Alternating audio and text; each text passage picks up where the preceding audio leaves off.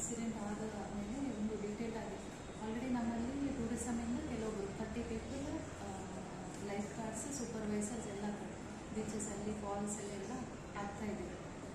ಎಷ್ಟು ನಮಗೆ ಅರ್ನಿಂಗ್ ಇತ್ತು ಅದಕ್ಕೆ ಅನುಗುಣವಾಗಿ ನಾವು ಎಷ್ಟು ಜನ ಅಂತ ಹಾಕ್ತಾಯಿದ್ದೀವಿ. ಈಗ ರೀಸೆಂಟ್ಲಿ ಬೇರೆ ಥರ ಟೆಂಡರ್ಸ್ ಆಗಿರೋದ್ರಿಂದ ಸ್ಕೂಬಾ ಡೈವಿಂಗ್ ಅಂತ ಟೆಂಡರ್ಸ್ ಆಗಿರೋದ್ರಿಂದ ನಮಗೆ ಸ್ವಲ್ಪ ಇನ್ಕಮ್ ಜನರೇಟ್ ಆಗಿದೆ. ಆ ಇನ್ಕಮಿಂದ ನಾವು ಮುಂದೆ ಅಡಿಷ್ನಲ್ ಜನ ಎಂಪ್ಲಾಯ್ ಮಾಡೋದಕ್ಕೆ ನಮಗೆ ಒಂದು ಆಪರ್ಚುನಿಟಿ ಇದೆ. ಬಟ್ ಸದ್ಯಕ್ಕೆ ಅದಕ್ಕೆ ನಮಗೆ ಟೈಮ್ ತಗೊಳ್ಳುತ್ತೆ. ಅದು ಫುಲ್ ಅನಾಲಿಸಿಸ್ ಮಾಡಿ ಲೈಫ್ ಗಾರ್ಡ್ಗಳಿಗೆ ಮೇನ್ ಬೇಕಾಗಿರುತ್ತೆ. ಅವರಿಗೆ ಸೇಫ್ಟಿ ಎಕ್ವಿಪ್ಮೆಂಟ್ಗಳಿಲ್ಲ ಅನ್ನೋದು ಮೇನ್ ಇದೆ. ತರಬೇತಿ ಇದೆ, ಎಲ್ಲ ಇದೆ, ಬಟ್ ನೀವು ಎಕ್ವಿಪ್ಮೆಂಟೇ ಕೊಡಲಿಲ್ಲ ಅನ್ನೋದು ಮೇನ್ ಆರೋಪ. ಆಮೇಲೆ ಇನ್ಶೂರೆನ್ಸ್, ಒಬ್ಬ ಲೈಫ್ ಗಾರ್ಡ್ ಲೈಫ್ ರಿಸ್ಕ್ ಮಾಡ್ಕೊಂಡು ಹೋದಾಗ ಒಂದು ಪ್ರವಾಸೋದ್ಯಮಕ್ಕೆ ಅದಕ್ಕೆ ಒಂದು ಇನ್ಶೂರೆನ್ಸ್ ಆರೋಪ ಮಾಡಬೇಕು. ಅವರು ಏನಾದರೂ ಆಯಿತು, ಅದು ಅವಘಡ ಆಯಿತು ಅಂದರೆ ಯಾರು ಹೊಣೆ ಅನ್ನೋ ಪ್ರಶ್ನೆ ಇದೆ. ಅವರು ಕಳೆದ 3 ದಿನ DC. ಸೊ ಇಲ್ಲಿ ಸ್ಪೆಸಿಫಿಕಲಿ ಮುರುಡೇಶ್ವರಲ್ಲಿ 6 ಜನ ಸೊಸೈಟಿಯಿಂದ ಲೈಫ್ ಗಾರ್ಡ್ಸ್ ಇದ್ದರು, ಪ್ಲಸ್ ಈ ಸ್ಕೂಬಾ ಡೈವಿಂಗ್ ಟೆಂಡರ್ ಆದಮೇಲೆ ಪ್ಲಸ್ 6 ಪೀಪಲ್. ನಾವು ಸ್ಕೂಬಾ ಡೈವಿಂಗ್ ಟೆಂಡರಲ್ಲಿ ಒಂದು ಪರ್ಟಿಕ್ಯುಲರ್ ಕಂಡೀಷನ್ ಹಾಕಿದ್ದೀವಿ, ಅಲ್ಲಿರೋ ಎಲ್ಲ ಲೈಫ್ ಗಾರ್ಡ್ಸ್ಗೂ ಎಕ್ವಿಪ್ಮೆಂಟ್ಸನ್ನು ಸಪ್ಲೈ ಮಾಡಬೇಕು ಅಂತ. ನಾವು ಇನ್ಸಿಡೆಂಟ್ ಆದಾಗ ನೋಡಿರಬಹುದು, ಅಲ್ಲಿ ಬೋಟ್ಸ್ ಇತ್ತು, ಆಕ್ಸಿಜನ್ ಸಿಲಿಂಡರ್ಸ್ ಇತ್ತು, ಬೇಸಿಕ್ ಫಸ್ಟ್ ಏರ್ ಇತ್ತು. Oxygen cylinder madam scuba tender ಅವರಿಗೆ ನಾವು ಕಂಡೀಷನ್ ಹಾಕಿದ್ದೀವಿ ಸಪ್ಲೈ ಮಾಡಿ ಅಂತ. ಈಗ ನೀವು ಅದು ಕಂಟಿನ್ಯೂಯೇಷನ್ ಅಲ್ಲಿ ಇರೋದ್ರಿಂದ ಅವ್ರ ಕಡೆಯಿಂದ ಇಮಿಡಿಯೇಟ್ಲಿ ಸಪ್ಲೈ ಎನ್ಶೋರ್ ಮಾಡ್ತೀವಿ.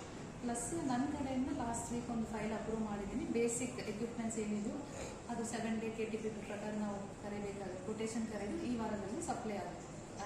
7 ಡೇಸ್ ಆದ ತಕ್ಷಣ ಸಪ್ಲೈ ಬೇಸಿಕ್ ಎಕ್ವಿಪ್ಮೆಂಟ್ಸ್. ಆ್ಯಂಡ್ ಮುಂದೆ ನಾವು ಗ್ಯಾಪ್ ಅನಾಲಿಸಿಸ್ ಮಾಡಿ ಅಂತ ಎಲ್ಲ ACSಗೂ ಒಂದು ಕಮಿಟಿ ಮಾಡಿ ADC ಅಧ್ಯಕ್ಷತೆಯಲ್ಲಿ ಮಾಡಿದ್ದೀವಿ. ಎಲ್ಲ ACSಗೂ ಒಂದು ರಿಪೋರ್ಟ್ ಮಾಡಿದ್ದಾರೆ. ಬೀಚಲ್ಲಿ, ಫಾಲ್ಸಲ್ಲಿ, ಬೇರೆ ಬೋಟಿಂಗ್ ಆ್ಯಕ್ಟಿವಿಟೀಸ್ ಎಲ್ಲದಕ್ಕೂ ಏನೇನು ಅವಶ್ಯಕತೆ ಇದೆ ಅಂತ ಡೀಟೇಲ್ ಆಗಿ ಎಷ್ಟು ಹ್ಯೂಮನ್ ರಿಸೋರ್ಸ್ ಎಷ್ಟು ಬೇಕು, ಎಕ್ವಿಪ್ಮೆಂಟ್ಸ್ ಎಷ್ಟು ಬೇಕು ಅಂತ ಸಬ್ಮಿಟ್ ಮಾಡಿದ್ದಾರೆ. ನಮ್ಮಲ್ಲಿ ಎಷ್ಟು ಫಂಡ್ ಸೋರ್ಸ್ ಇದೆಯೋ ಪ್ರಯಾರಿಟಿ ಮೇಲೆ ನಾವು ಮಾಡುವ ವ್ಯವಸ್ಥೆಯನ್ನು ಮಾಡ್ತಾ ಇದ್ದೀವಿ. ಸದ್ಯಕ್ಕೆ ಇದೆಲ್ಲದಕ್ಕೂ ಟೈಮ್ ತಗೊಳುತ್ತೆ. ಟೇಕ್ ಅಟ್ಲೀಸ್ಟ್ 1-2 ಮಂತ್ಸ್ ಟೈಮ್ ತಗೊಳುತ್ತೆ. ಸೊ ಮೇನ್ ವೈಲ್ ನಾವು ಪೊಲೀಸ್ ಅವರಿಂದ ಮತ್ತು CSP ಅವರಿಂದ ಅಡಿಷನಲ್ ಫೋರ್ಸಲ್ಲಿ ಟೂರಿಸ್ಟ್ ಪ್ಲೇಸಸಲ್ಲಿ ಹಾಕಬೇಕು ಅಂತ ಹೇಳ್ತಾ ಇದ್ದಾರೆ. ಅದು ಬಿಟ್ಟರೆ ಬೇರೆ ಏನು ರೆಸ್ಟ್ರಿಕ್ಷನ್ಸ್ ಯಾವುದು ನಾವು ಮಾಡ್ತೀವಿ. ಸ್ಟಾಫ್ ಇಲ್ಲ, ನಮ್ಮಲ್ಲಿ ಇರೋದು ಬರೀ 12 ಲೈಫ್ ಗಾರ್ಡ್ಸ್ ಇದ್ದಾರೆ. ಆ್ಯಂಡ್ ಕೆಲವೊಬ್ಬರು police and CSP, home guards ಎಲ್ಲ ಇದ್ದಾರೆ. ಅವ್ರಿಗೆ ಕೂಡ ಎಂಟೈರ್ ಬೀಚ್ ರಕ್ಷಣೆ ಮಾಡಲಿಕ್ಕೆ ಆಗುತ್ತೆ. ಸೊ ಸ್ವಿಮ್ಮಿಂಗ್ ಝೋನ್ ಅಂತ ನಾವು ಬೈಫರ್ಕೇಶನ್ ಮಾಡಿ ಅಲ್ಲಿ ಮಾರ್ಕಿಂಗ್ ಮಾಡ್ತಾ ಇದ್ದೀವಿ. ಮಾಡಿದ ತಕ್ಷಣ we will open it. Additional ಅಲ್ಲಿ ಫೋರ್ಸ್ ಲೈಫ್ ಗಾರ್ಡ್ಸ್ ಇರ್ತಾರೆ, ಅಲ್ಲಿ ಮಾತ್ರ ಅಲೋ ಮಾಡ್ತೀವಿ, ಬೇರೆ ಕಡೆ ಅಲೋ ಮಾಡ್ತೀವಿ. ಮುರುಡೇಶ್ವರಕ್ಕೆ ಲೈಫ್ ಗಾರ್ಡ್ ಜಾಸ್ತಿ ಮಾಡ್ತೀರಾ? ಲೈಫ್ ಗಾರ್ಡ್ ಜಾಸ್ತಿ ಮಾಡೋದಕ್ಕೆ ನಮಗೆ ಫಂಡ್ ಸೋರ್ಸಸ್ ಇರಲಿಲ್ಲ. ಈಗ ಬಂದಿದೆ, that will take some time. Tender ಪ್ರಕಾರನೇ ಮಾಡಬೇಕು. ಟೆಂಡರ್ ಮಾಡುವಾಗ it will take sufficient time KTP ಪ್ರಕಾರ ಕೊಡಬೇಕಾಗುತ್ತೆ. ಸೊ ಸದ್ಯಕ್ಕೆ ಅಡಿಷನಲ್ ಪೊಲೀಸ್ ಆ್ಯಂಡ್ CSP ಹಾಕ್ತಾ ಇದ್ದೀವಿ.